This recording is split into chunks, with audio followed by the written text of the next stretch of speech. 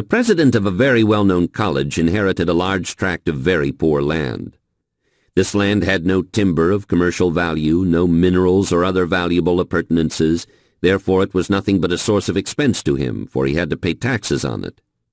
The state built a highway through the land. An uneducated man who was driving his automobile over this road observed that this poor land was on top of a mountain, which commanded a wonderful view for many miles in all directions.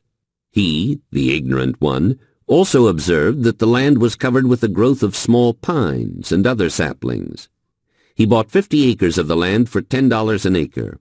Near the public highway he built a unique log house to which he attached a large dining room. Near the house he put in a gasoline filling station. He built a dozen single-room log houses along the road. These he rented out to tourists at $3 a night each. The dining room, gasoline filling station, and log houses brought him an old education. When you lose your sense of humor, get a job running an elevator, because your life will be a series of ups and downs anyway. There is an opportunity, if not scores of them, in every state in America to make use of the idea here described.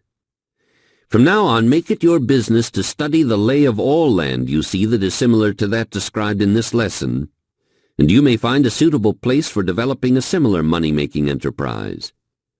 The idea is particularly adaptable in localities where bathing beaches are few, as people naturally like such conveniences. The automobile has caused a great system of public highways to be built throughout the United States. On practically every one of these highways there is a suitable spot for a cabin city for tourists, which can be turned into a regular money-making mint by the man with the imagination and self-confidence to do it. There are opportunities to make money all around you. This course was designed to help you see these opportunities and to inform you how to make the most of them after you discover them. Who can profit most by the law of success philosophy? Railroad officials